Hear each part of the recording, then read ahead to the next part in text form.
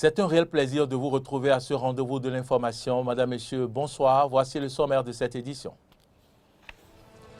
Atelier préparatoire à la revue annuelle 2021 des réformes politiques, projets et programmes communautaires de l'UMOA. Les travaux ont pris fin ce vendredi. Nous en parlerons dans cette édition. Création de 30 lycées techniques d'ici 2023, c'est une décision issue d'un conseil des ministres. Est-ce une manière pour le gouvernement d'aller à la suppression des collèges d'enseignement général? Vous suivrez la réponse du porte-parole du gouvernement à ce propos dans cette édition. En interactualité, un rapport récent d'Oxfam tire la sonnette d'alarme sur la faim dans le monde. Nous en parlerons également dans ce journal. Voilà pour le sommaire, le développement, c'est maintenant.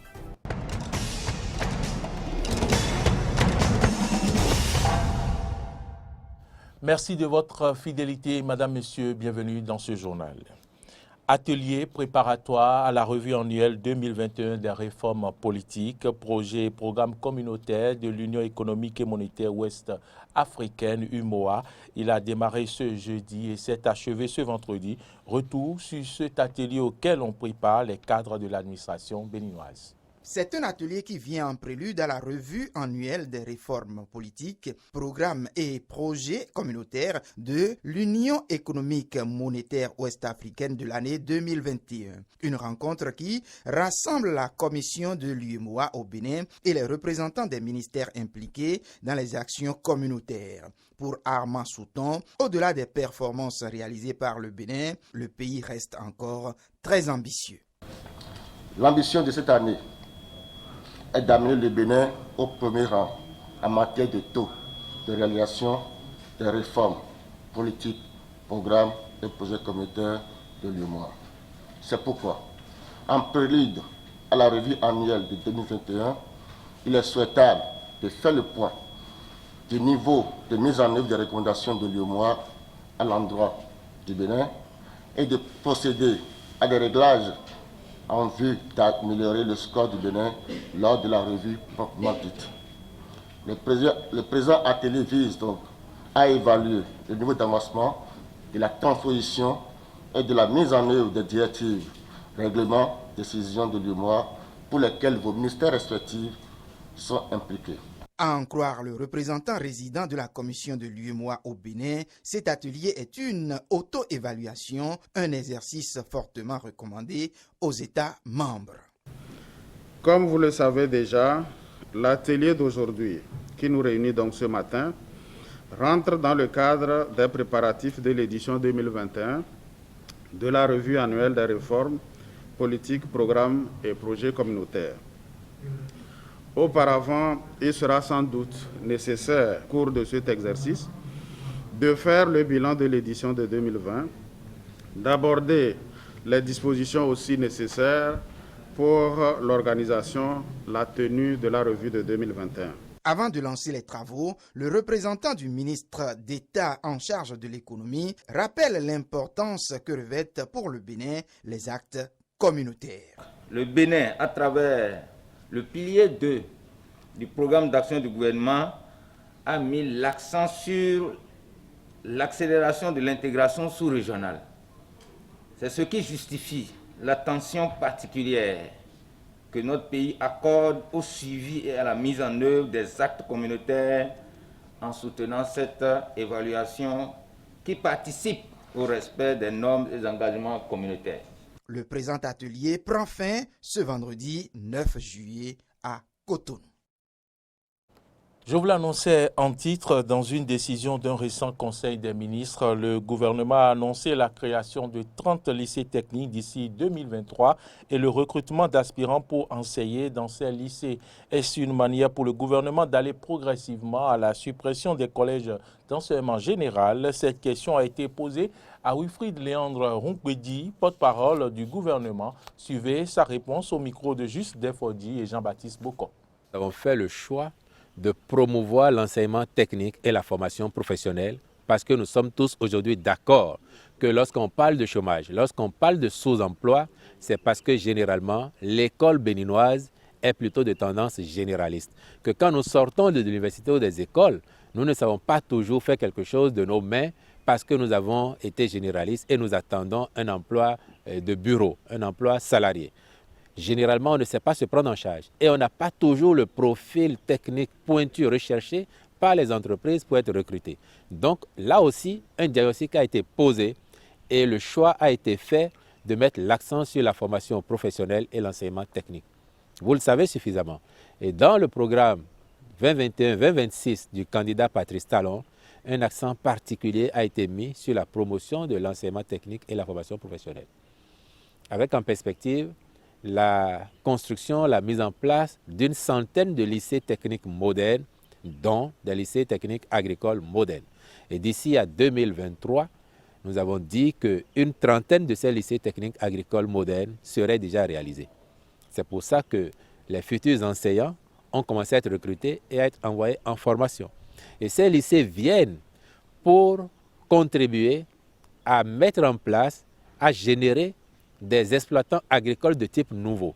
Donc des gens qui ont été à l'école, qui ont appris et qui savent faire, qui vont apporter une autre approche dans la façon de faire. Et tout cela vise à créer les conditions d'une agriculture béninoise de plus en plus moderne, de plus en plus performante aussi, mais surtout qui enrichit ses acteurs. Parlons à présent des irrégularités à l'Agence nationale des transports terrestres évoquées par le Conseil des ministres qui ont fait réagir certains citoyens béninois qui expriment ici leur désolation et demandent au gouvernement d'aller jusqu'au bout dans ce dossier. Ils sont au micro de Aristide Setien et Fiacre Voitan. J'ai tout de suite tiqué quand j'ai appris là. Je dis, mais je me suis demandé, mais il y a encore des malversations comme ça dans ce pays avec la rupture. J'ai été très étonné. Bon. Je crois que les mises en cause seront jugées et mises en prison, c'est tout. Parce que cette somme, elle est énorme. Elle peut servir à quelque chose. Elle peut servir à surtout les jeunes qui n'ont pas d'emploi et tout ça, on crie tous les jours, les jeunes sont au chômage, tout ça. Ça peut servir à ça. Qu'un groupe de personnes, 2-3 personnes s'accaparent de cette somme. Et puis moi, ce que je n'ai pas compris, c'est que le gouvernement a attendu depuis 2016 jusqu'à aujourd'hui avant de faire cette affaire. Ça qui me surprend. De toute façon, mieux vaut tard que jamais. Ils ont été arrêtés et puis bon, on suivra le processus, comment ça va se terminer. C'est un sentiment de désolation parce que je ne pourrais pas croire que au temps du président Talon, au temps du nouveau régime du départ, et des individus à qui on a accordé des confiances se permettent de dilapider les fonds, de détourner les fonds. Et ça fait mal parce que je crois que le président de la République croyait lui aussi en ces personnes qui peuvent changer avec lui le pays, mais c'est de la désolation totale. C'est très malheureux dans un pays où rien ne va, où rien ne bouge, où tout le monde souffre. Et certains ils se réunissent et puis ils dilapident 13 milliards, donc c'est malheureux. Donc le pouvoir en place doit gérer ça, le pouvoir en place doit faire au grain pour que ces gens-là soient arrêtés. Vraiment c'est déplorable. Les vrais tueurs de ce pays sont nos cadres. Et je pense que le gouvernement doit taper fort. Parce que nous savons qu'il y a déjà des instruments qui sont mis en place pour pouvoir sanctionner les prédateurs de l'économie.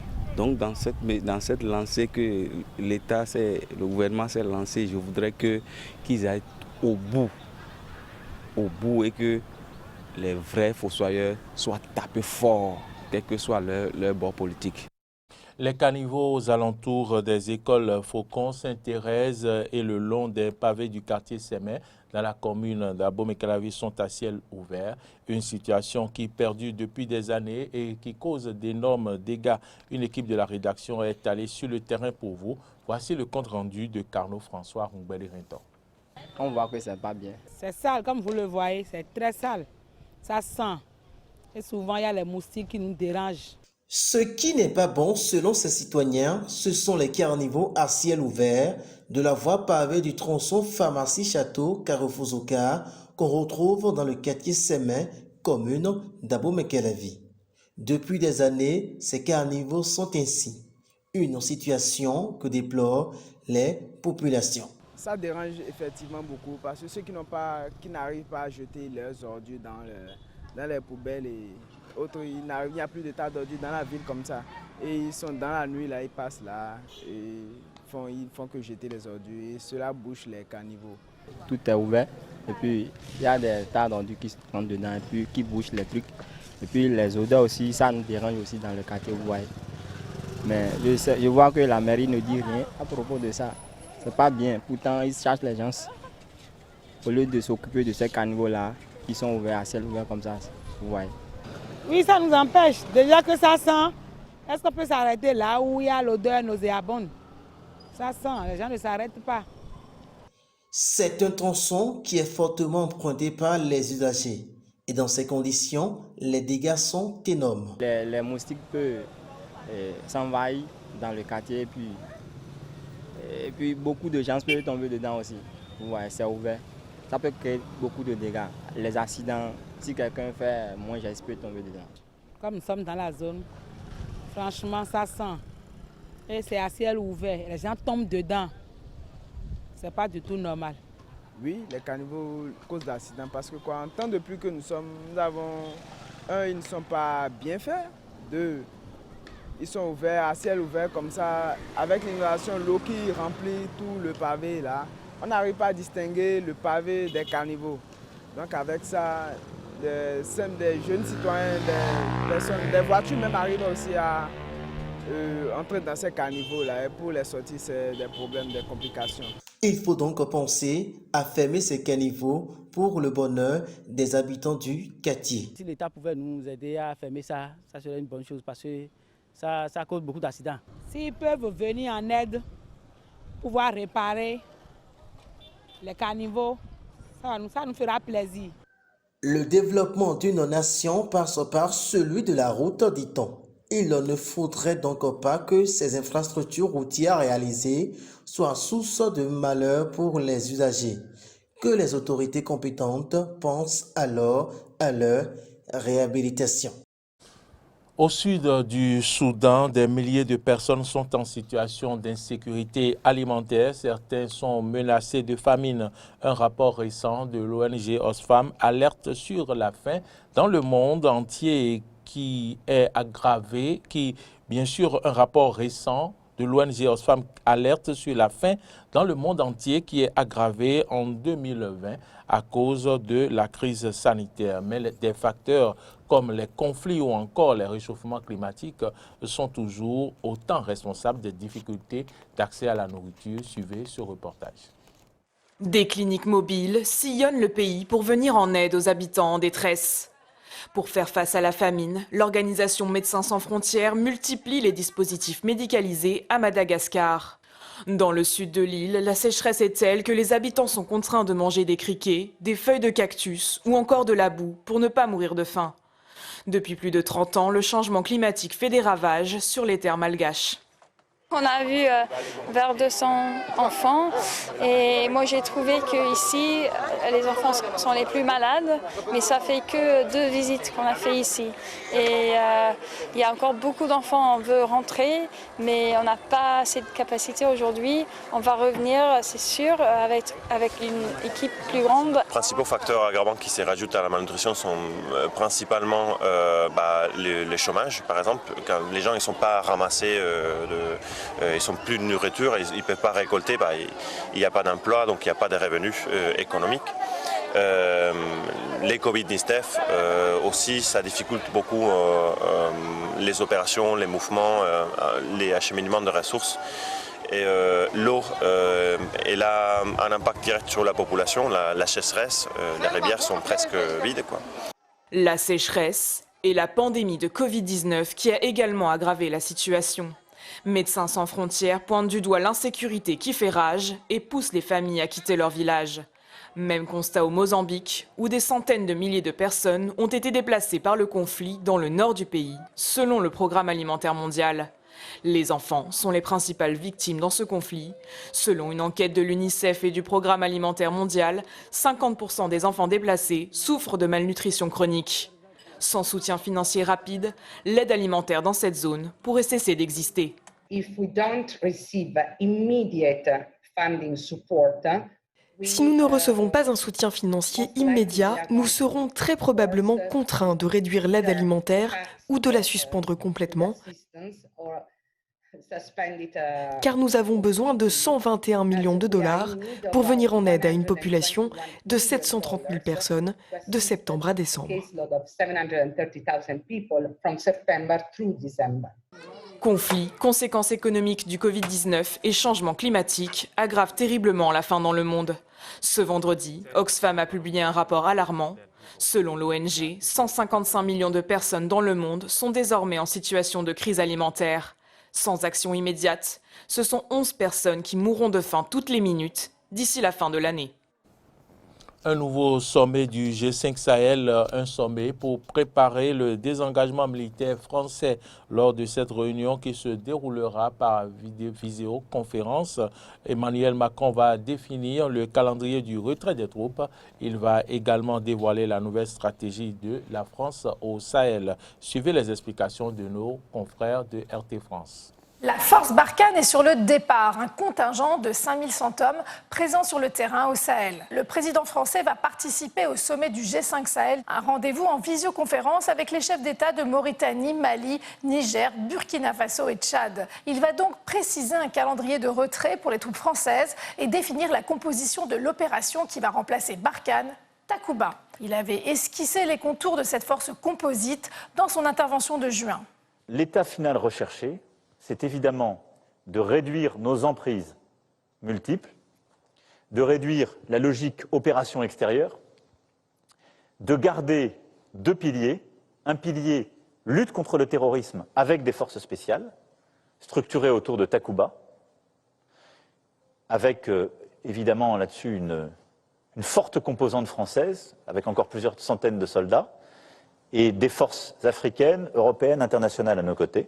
Cette opération Barkhane, au fil du temps, est devenue très critiquée. Elle a pris la relève en 2014 de l'opération Serval, initiée par François Hollande en 2013. L'ancien président français avait alors répondu à l'appel au secours du chef d'État malien par intérim, Diokounda Traoré. Ce dernier était dépassé par les troubles occasionnés par les groupes indépendantistes Touareg et les groupuscules islamistes au nord du pays.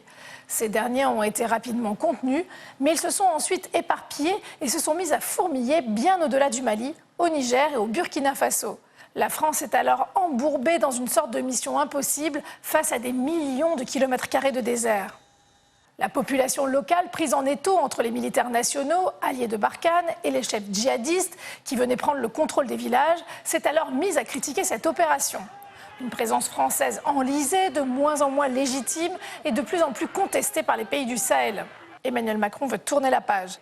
À moins d'un an de la présidentielle, il compte profiter de l'impact d'un retour des troupes à la maison. Il en appelle à un sursaut au Mali pour que le pays se saisisse lui-même de sa sécurité et dote son pays de moyens pour son armée. Emmanuel Macron a même interrompu brièvement la coopération militaire à la suite du coup d'État de mai. Depuis, les patrouilles conjointes ont repris au Mali, une manière d'enclencher une nouvelle stratégie après avoir frappé du poing sur la table. Un redémarrage qui certainement inclut des engagements côté malien. Et en tout cas, le Conseil national de transition en appelle à une coopération continue. Peut-être demain, si le Mali continue de sombrer, c'est le Sénégal, la Mauritanie, la Guinée qui risquent de tomber. Et tous ces pays-là sont des partenaires stratégiques de la France. Si le Mali tombe, si cette digue est rompue, cette digue malienne est rompue, ce sera aussi une partie de l'Europe occidentale qui sera touchée. Même si la France retire ses troupes, Emmanuel Macron compte maintenant convaincre ses partenaires occidentaux qu'il faut s'investir, même si c'est d'une autre manière. Parviendra-t-il à avoir gain de cause alors même qu'on le voit quitter le territoire? Si la France est moins partie prenante, sera-t-elle écoutée par les pays du G5 Sahel? Des nations africaines en difficulté, en crise, qui pourraient être soulagées par des négociations avec les djihadistes pour mettre fin aux guérillas? Le soutien de la Russie est également recherché par certains pays du Sahel. Et qui va s'investir dans la force Takuba? Les partenariats et options restent flous. Après le semi-échec et l'enlisement de Barkhane, il reste très difficile pour Emmanuel Macron de bâtir la stratégie d'après pour venir en aide au G5 Sahel et de continuer à assurer une présence française qui, en même temps, ne sera plus tout à fait... En Haïti, l'enquête sur l'assassinat du président Jovenel Moïse avance. Selon les autorités locales, 28 personnes auraient participé au commando responsable de la mort du chef de l'État dans la nuit du mardi à mercredi. Des assaillants de nationalité colombienne et américaine, dont 11 suspects, ont été arrêtés dans l'ambassade de Taïwan. Suivez. 6 Colombiens et 2 Américains d'origine haïtienne. Voilà la composition du commando qui a assassiné le chef de l'État Jovenel Moïse dans la nuit de mardi à mercredi, selon la police haïtienne. Les premières informations de l'enquête ont rapidement été rendues publiques par les forces de l'ordre. Parmi les assaillants, 6 sont entre les mains de la police et 5 voitures ont été récupérées. Malheureusement, la population en a brûlé 3. J'en profite pour lancer un appel au calme. Un appel nécessaire pour tenter de tempérer la colère des habitants. Des centaines de personnes se sont massées devant le siège de la police où étaient détenus les suspects. Bien décidé à traduire en justice les assaillants, le gouvernement haïtien a d'ores et déjà reçu le soutien des autorités colombiennes. Dans un premier temps, les informations indiquent qu'il s'agit de citoyens colombiens, membres retraités de l'armée nationale.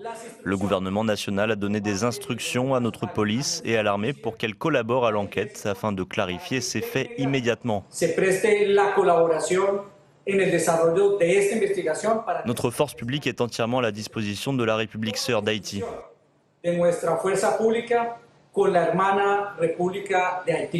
Pour résoudre au plus vite cette enquête, Port-au-Prince s'est également tourné vers les États-Unis.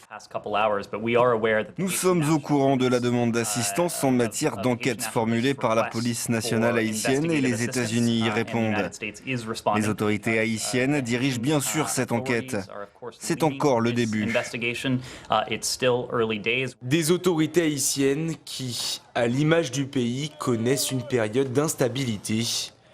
Juste avant d'être assassiné, Jovenel Moïse avait nommé Ariel Henry chef du gouvernement.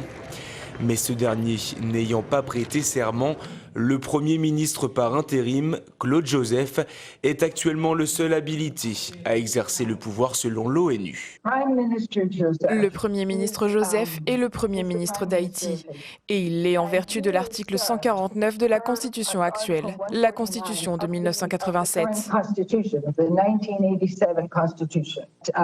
Le Premier ministre haïtien Joseph a expliqué que le gouvernement qui est en place sous sa direction continue de gouverner jusqu'à ce qu'il y ait des élections.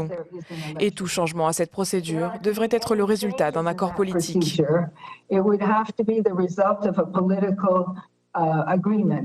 Un président assassiné, un pays en proie à l'insécurité, un gouvernement fragile et contesté. En l'espace de quelques jours, Haïti a basculé dans le chaos. Mesdames, Messieurs, c'est ici que se referme ce journal. Si vous l'avez suivi, merci de votre fidélité. Bon week-end à toutes et à tous et à bientôt.